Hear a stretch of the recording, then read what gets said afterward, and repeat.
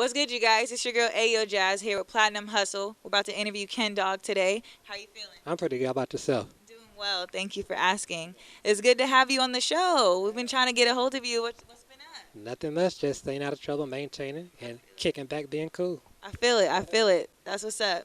Well, we wanted to talk to you and ask you a couple of things today, kind of get to know you a little bit, allow your followers and everybody that knows you to kind of see a little bit more of who you are behind Instagram and your huge following on social media and YouTube. So, how first things first, how did you decide that you wanted to even begin to share your story with everyone? I want to say like at least close to like 10 years ago because I had a YouTube channel, but I never used it. So I know I get a lot of questions, asking me about my condition. So I'm like, I'm gonna just tell the world. Yeah, that's real dope. That's awesome. So, 10 years ago now is when you officially went public with everything that you were faced with, everything that you've gone through. I mean, I want to say close to like 7, 10 years ago. So I had a YouTube channel, like I said, but I'm a confident guy, so I'm not scared to like say whatever on my mind. Exactly. We've seen that on your social media pages that you have a huge following. Just checked recently, you're at about 119,000 followers on Instagram. Yes, I hit that today, as a matter of fact. I don't know who reposts me, but yeah, I'm very happy about elevating myself. So That's dope. You actually have celebrity reposts. You have people who show you mad love. And you're a super funny dude, too. Like, I checked out your page before I even knew who you were. And back in the day, and you used to have me rolling laughing. I've seen your videos on other people's pages, just mutual friends that we have. So, yes, yes, I always had that kind of, you know, gift. You know what I mean? So, if I have a gift, I'm gonna show it. yeah, that's real dope. Especially with the the comments and stuff that I've seen on your page. People tell you in the comments that you're inspiring them and that they really enjoy that you're able to even express yourself like that and that you're not afraid to. Like, how does that make you feel? It makes me feel like very happy, because I get a chance to show people, you can do anything, no matter what you look like, size, whatever, just go out there and just be yourself. Right, right, exactly. I think people need more of that, especially in this day and age. Yeah. All like the key, confidence is the key. I want to say that. Yeah. That's awesome. So you said you're a confident guy. Did you have to go through kind of the trenches to get there? Or were you able to, even just as a child, to always kind of maintain that self esteem and maintain that confidence? Like when I was younger, like I want to say like I wasn't as confident as I am now, because, I had multiple operations, surgery, stuff like that. Like I was like a real like shy guy. I'm still am, but not as much. So as I grew, it kind of, you know, how you say it, like It just kind of came out more. Like you yeah, just started just, I'm gonna just express myself this way. exactly, like kind of like dissolved. You know what I mean? Yeah. So, but yeah. That's awesome. That's real cool.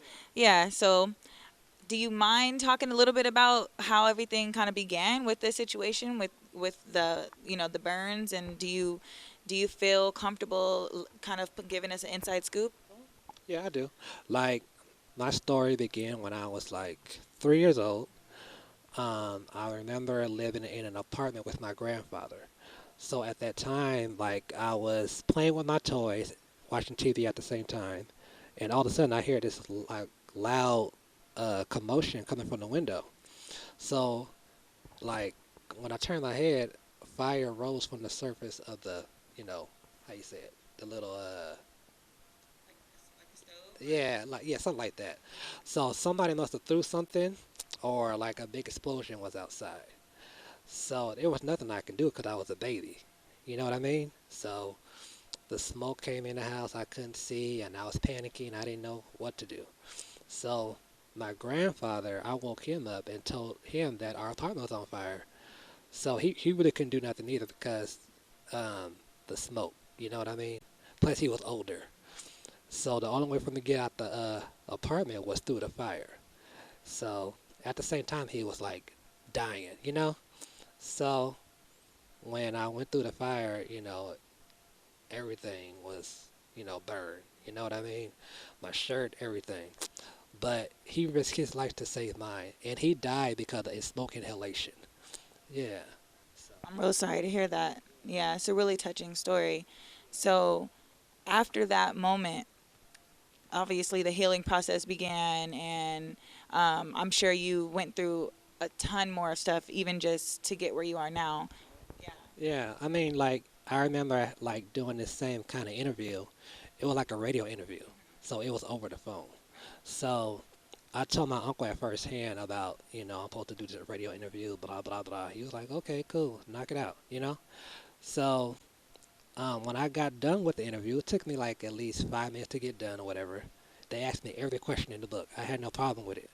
So when I told my uncle about what went down, he was like, "Did you know, like, when you was in the hospital at that time, the nurses told us that you were supposed to be, I want to say dead, but that's kind of like harsh. But the nurses told me that your nephew is a strong person, like he's gonna live."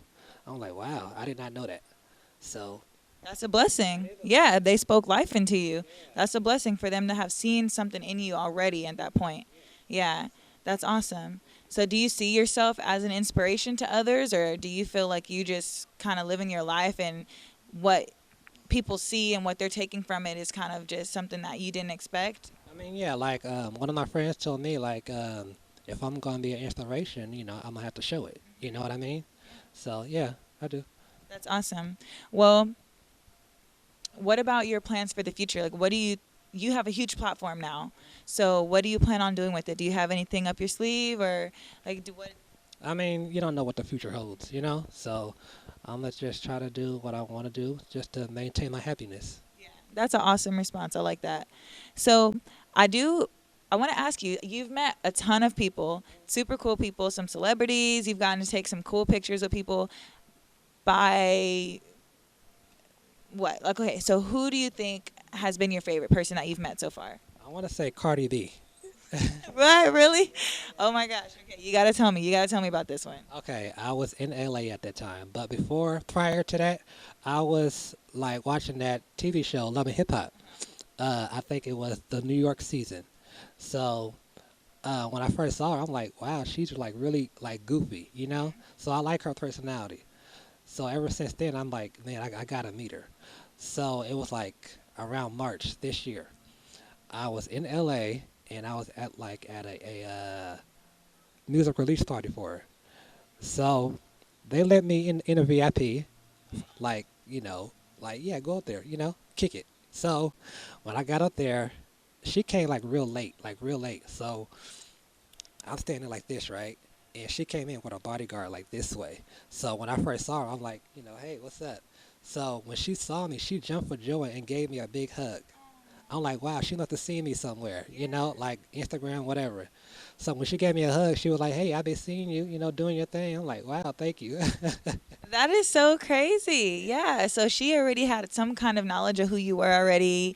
Yeah. So you're an inspiration to not only people that we grew up with in Sacramento, but people that are not even, who are probably people think she's a celebrity. That's pretty awesome. Yeah, that's cool. So she's your favorite. Was it because of her interaction and the way she treated you, just kind of just like down to earth, or like was she saying something crazy and you guys just had hella fun? Like what you mean? Like, Cardi is a fool. So after that interaction, was there anything else that went down that was just like, dang, she's crazy, like this is heck of fun? Or was just her interaction with you, like her just being down to earth and kind of embracing you like just regular person? I mean, like her whole vibe is like real goofy. But like she's like a real, like most celebrities can act very stuck up, but she's different. So her whole vibe just gave me like that feeling, like wow, yeah. Oh, that's cool. Yeah, that's cool.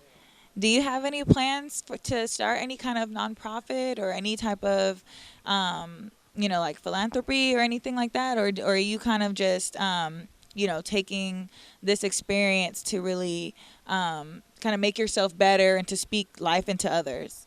Um, yeah, but like I said, I don't know what the future holds, so I'm gonna just take whatever that comes near my way. Right. I feel that for sure. I feel it. Yeah. Take every opportunity as it comes. I feel that. Yeah. Well, did you have anything that you wanted to say to the people? Is there anything else that we need to cover? I can't think of anything right now, so just be yourself, Yeah. I feel it. Well, you heard it here first. We got my man Ken Dawg with Platinum Hustle. It's your girl Ayo Jazz. Thanks for listening, you guys. We're out. Don't talk to me. I'm too clean for you. Don't talk to me. You can't walk with me.